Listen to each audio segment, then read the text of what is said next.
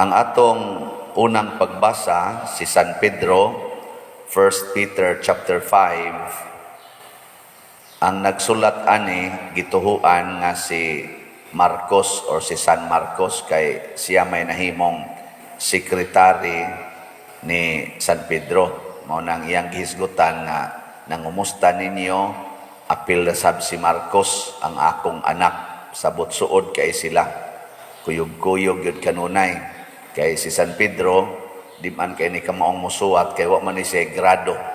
So si Marcos mo'y graduhan, mo'y nagsuwat. Nya sa iya sang pagsuwat, si San Marcos nakumbinser pod nga ang iyang giwali or ang iyang gisulat nga ebanghelyo tinuod. Nya kay tinuod man, iya sang gipuy-an. Nay nindot sa ebanghelista, kay posible nga dili siya maoy author sama ni San Lucas, ebanghelista sad, disipulo pud ni siya ni San Pablo. Nya siya gitigsuwat, nya nituo pud siya nga ang iyang gisuwat tinuod. Karon wa naman ta magsuwat, naminaw naman lang ta. Ang pangutana, mutuo basad kaha mo nga tinuod ning atong gibasa? Maayo. Niya, mubuhat mo. Usa na lang ni tubag. Kay og mutuo ta, ato yung buhaton. Sama pananglitan sa unang pagbasa, usa sa gisulti diri ni San Pedro, sukli ninyo ang yawa, liguna ang inyong pagtuo. Kita daghan ato mahadlok masyawa. Di ba? Uy, yawa ko na, hadlok ana mo na. Pader, blessingin ni among balay kay naaman may mahibudngan. Ana dayon. Pader, nasakit da ospital, balik-balik ragi yung sakit sa akong anak, pader. Blessingin among balay kay murag ni agi dinhi evil spirit. Ang pare di ay mo blessing dia. Ang kamo di dili di mo musukol siyawa. Sukli. Kaya matod palagi ni San Pedro. Ator ko din basahon. Kaya mura magduda mo nga ako gabutang-butang. Ako kaya warabasan mo maminaw ganiya pagbasa, no? Ako ning basahon, no? Ingon din siya diri. Pagbantay kamo o pagtukaw kamo. Kayang inyong kaaway nga mao ang yawa. Naglibot-libot kaninyo sama sa leon. Nga nagmulob, nangita og tukbunon. Liguna ang inyong pagtuo og sukli siya, kay nasayod kamo nga ang inyong isig ka magtutuo sa tibuok kalibutan gisulayan sa samang alantuson. Musukol gitag yawa, pinaagi sa atong pagtuo, dili pinaagi og kaisog or kalagot. Kay kanang kalagot iya man na sa yawa, nyag mo ni atong gamiton na malipay ang yawa. Tagaan ta mong example ha, nang litan, sigihan kag libak sa imong ugangan, natipon rasad kag puyo. Nga sigihan kag libak, saon man nimo pagsukol ng yawa? Yawa man na. Ang saon pagsukol?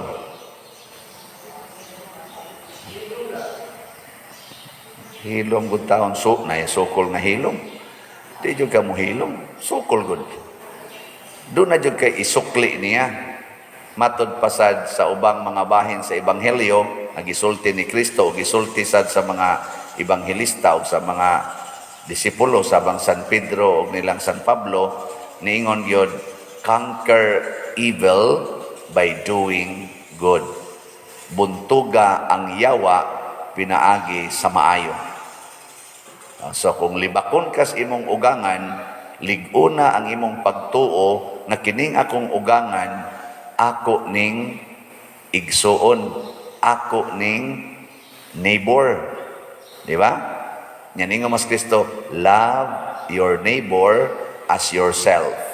Imo na sang sunod na tuhuan, kabahin ni sa akong kinabuhi. Dili ko kaako sa pagdaot niya tungod kay kabahin siya nako. Karon bitaw akong tiil, kani akong tiil ba? dapit tuo, sakit itunog kay nasagunson og kaog baboy. Naamon ni siya sakit kanang gout ba, karon sakit itunog. Naamong siya sa siging hungit sa baba, kay lamian man kayong baba, kalami gyud. Di lang ko ana, ay sige lang, duong lang gyud ana. Hingaon sa kay kog mani, na atong niaging adlaw hapit mahurot ang mani ba, kanang ano na kaon sa kog mani. Karon nagsakit akong tiil, pikas. Siya ba'y nikaon sa mani o sa baboy? Naamong lang siya, aning akong baba.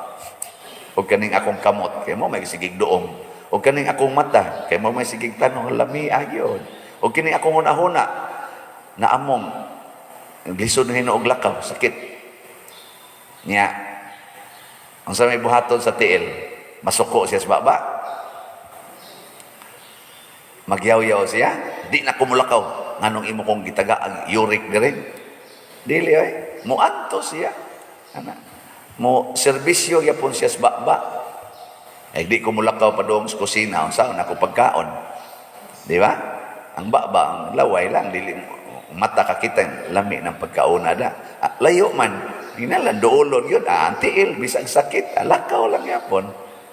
Ang punto din kung mutuo ta, nga ang usa ka tawo or matag tawo anak sa Dios, larawan o kasamahan sa Dios, lig-unon tanang pagtuhua, makamaogid tang mohigugma bisan pag gisakitan nata.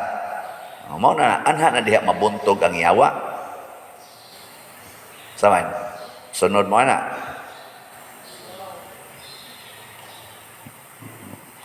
Kuan kay baka nang luya kay mga naong. Nabuntog naman tingin mo siyawa tingali. Sunod. Ora gikulatan na mo may siyawa, di naman hapit kalihok. Mao na diri sa atong ebanghelyo niingon si Jesus, kun motuo lang gyud mo nako, makabaton mo og mga gahom. Gahom ang gihisgutan ni Kristo. Dili ingon ordinaryo lang, dili ingon kusog, gahom. O ang unang gahom, makapapahawa mog mga yawa. Pastilan. Lingian na imong tupad, we. Ingna, nanaka dihay gahom. Naaka ning gahoma. Papahawag yawa. Gahom na. Nya lain pag yung gahom. Kung makainom kunog hilo, or bisag unsa, dili na gyud ka maunsa. Bisag mapaakan pakaglang mananap, di ka maunsa. Nya dayon, makasulti kag lain-lain nga pinulungan. Pasabot, kamao kang nakay art of speaking. Mo nang daghan kay taghalin din sa salat. Kay na ako'y art of speaking. Na pagigahom. Pero naa masagiyawan on kay di gyud maminaw bisag kung saan natog ingon. Ingnon nato palit lagi mo slat, di gyud mo palit pero sige lang yung sulti, madugay mo palit gyud. Ano na? Art of speaking ba? Kamo nakapalit na mo slat. Di nanasan mo igahom ron. Ana. Aka mo na sa panulti ngadto nga pangdamay sad mo ba? Haron da sa sila igahom ingna pamalit sa mo slat. Ito bitang nagpa-picture na ako diri nga huwat gyud ba sa gabi na kayo huwat gyud nya ingon sila palit sa mig slat pader inig-uli na ko ngadto sa iyang gikanan nga nasod ba ako tong pang-imbitaron dito tanan ako mga amigo amiga mamalit sa mig slat ako kana gi maayong buhaton ikaw ray palit-palit di ikaw ra say magrasyahan. Imbitara tong imong ubang kauban nga wa pag taon kapalit, maluoy sa kanila, papalita sa do. Di ba? So imo sang gamiton ang imong art of speaking. Nga naman, gasa man natong tanan. Mabita tong ni ari diri ang gahapon mo to, ato niaging adlaw. Hasta ang iyang gibantayang masakiton nga paralyzed, nakapalit og slado iya mangikumbinser. Ana, ay kung magpalit ato, ma-atake itong usab. Pero inig-atake itong usab, di na ito mag-uol. Nga naman, tungod kay naa na niya ang kalipay og kalinaw nga gikan Dios Ginoo. Kay kani manggong yawa, ang iya aning buhaton nato hadlokon ta ba? Hala, sige buhatan na. Sige. Higugmaa gyud ang imong ugangan nga sige libak nimo. Uy, biyain na oy. Ayaw na nagtagda. Imo nang kanang mag-abusan na. Anaon man kasyawa, mo na iyang panghadlok. Anha ta diha makuha nang imong bana sige pangabit, nya kulatahon pa ka, nayabag ka diha, sa buang ka, biyain na.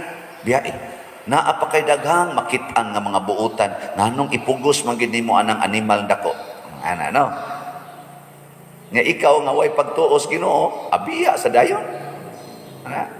Inyo mga anak, mga batanon, magkuyog-kuyog sa uyab, ingnon dayon na siyawa, nganong usikan man nimong higayon nga kamura mang duha, tira dayon. Kanindot ana, isa, uy, wa pa mamikasal, ada maghuwat man ka, unya dalag mamabdos o nasa pakasli. Di pa lang na hinoon mamabdos, usik-usik lang kagpakasal, may nang deposituhan daan, aron inig kasal, na namoy produkto. Ana man na, siguristam ng yawa, or ingnon pagisyawa ang laki, siguro ana, kay magkabuwag mo sunod buwan, na, lain yung makauna ana, unhin na lana, nugon kayo. Usahay sa mga babae sa imo ingon ko no nga, anugon kayo, dili ka katilaw ani, kanang unhi, wakwa na lang yun, tintalag yung maayo. Kay, pari ra ba na, tintalag yun. Masing maato nas madre. Muna reporting tinintalay, hasta sa mga babae, manguna na. Ingon sila, wapa masag ko unhi, pero manguna ko no. Ana, nga naman, nangatintal tas yawa, naasay instrumento ang yawa, nga mangumpan niya aron mahimo sa kana din nagsigig post anang mga porn, kanang gasigig TikTok anang pakita-kita anang ilang mga private parts diha. Ambot kakita na ba ni Brad Loloy, pero ako kita ko na usahay. Ana, mugawas mo na sa TikTok, ana, labaw na ning diya sa kong kilid. Hapit ni di matuog eh. Kani mausad ni ang ilang mga instruments of evil. Mao lagi na nagnguba, naglibot-libot kuno. Sige gyud 24/7. Unsa may itong isakbang 24/7 sad nga pagtuo sa ebanghelyo. 24/7 sad nga pagbutang sa atong hunahuna nga niya ang Ginoo sad nako. Makabuntog ko niini. Makahigugma ra gyud ko aning akong sigig pangabit nga bana, kining akong nangabit nga asawa, mahigugma ra gyud ko ani. Kaya ra gyud ko ning akong mga anak nga tapulan kaayo, musuyo pagyud. Kaya ra gyud ko ning higugmaon. Kaya ra gyud ang muingon ko, maging sino ka man, mamahalin kita. Og labaw sa tanan, kaya ra gyud akong mupalit og one slot. Bisan pa man og ako usa lang ka kargador, usa lang ka tricycle driver, usa lang ka labandira, ako ra gining matiguman og akong ipalit og slot. Di na lang ko mo snacks, din ako manigarilyo, din ako mo inom aning soft drinks. Ang beer, okay ra tingay beer. Ay di na sa ko aning beer. No? Kay ako na lang ning tigumon para ipalit og slot. Mapalit na nimo? Yes. Hunongon ko ning akong palit aning swertres. Hunongon ko ning akong siging panaya aning loto, kining siging paningkamot nga makakwarta aning sugal, nya tigumon ko ni sa akong alkansiya, igtapos tuig, i-treat nako og Christmas treat ang akong tibuok pamilya. O, di ba? Wa ba gani siguro, hunongon na nimong imong ginagmay-gagmay o dinagkong bisyo, makailis pa ka ng inyong atop. Gisayunan kag mugasto kag 100 kada adlaw. Bisag ka na lang, 100. Di mo labaw pa biya na. Butang talang 100 kada adlaw times 365 days. O sa katuig mo na, 365 times ni mo 100. Pila may matigom ni mo. Tapos tuig. Unsa mo diyan? 365 times 100. 36,500. Dili ka na mailisan ang imong atop. Anhi pagyud ka mangayo sa simbahan o pila ka pligong sin. Anhi pagyud ka mangayo dinhig para ipalit og uniform sa imong anak na kung imo lang ang hunongon ang bisyo, sigarilyo, inom, sugal, imo ng tigumon, igtapos tuig na kay labing minus 36,500. Pagtuo, pagsunod sa Ginoo, pagbuhat unsay maayo, dili pagsunod unsay dautan. Og mao ni ang makapalig-o natog maayo. Nang pasalamat ang dunay ni tigom og mga slots na halina na tag 2,310 ka slots. Papat. So good nagkusog ang atong slot, no? Karon ana pa sa daghan-daghan 51,690 pa man sa niyang slot. Pero akong target ani kutob Hunyo. Ato ni hotdog palit. Kutob June. Okay? Okay kayo eh. Kada semana palit mo usa ka slot. Kamu arang-arang pagkabutang. Nya kamo sang anang igo-igo ra gyud pras nako sad palit lang mo slot kausas usa ka buwan. Nya kamo yung murag lisod jud gayo, palit lang slot usa ka slot hangtod June. Sugdan nimong tigom karon hangtod month of June usa ka slot tungod sa imong gugma. Kanang imong gitigom kada adlaw nga tag 20 pesos, 10 pesos, 50 pesos nga imong tigumon, mura sa kag nipalit og 1 slot kada adlaw kaysa kasing-kasing og sa mata sa Ginoo. Tungod kay intention manimo nga imong tigumon para ipalit, perfect na ngadto niya. Perfect man gani niya ang 2 cents nga gihug sa byuda sa sudlanan. Kana pa bang imo nga 10 pesos, 20 pesos nya intentional gyud nagihog sa alkansiya. Murag katong buta ba nga masahista nga ning kalitlag tunol nako paghilog nako sa iyang papa didto ra taon galingkod sa daplin pag nako sige ari nako ha nag-ana sa kamot pader time sa pader nako okay sa man siya amo nang usa sa among igsoon pader ingon ang nag-imbita nako unsa man na siya mopalit kog usa ka slot pader ako ginigitigom-tigoman. Palit siya niya. Tag 500 man to atong slot ato. Palit siya ko sa kaslat. Kung siyang kamot. Mutta. Kamu gani. Siga lang ang mata niya. Wadyo na ito. No? Natas kita kay Kuwato. Murag grabe ang imong bation ay mupalit og slot. Titigom-tigom gito niya. Buta. Nakatigom pa. Kung saan na kaning nindot kay mata. Di gyud katigom. Ang point lang, naa ba kay pagtuos Ginoo? Naa ba kay pakighiusa sa simbahan? Naa ba kay pagbati nga ako kabahin niining maong proyekto? O kabahin sad ko nga hatagag grasya pinaagi niining maong parokya ni San Vicente Ferrer. Makadawat sad ko grasya kay usara mi kalawas. No? Sige, manindog na ta.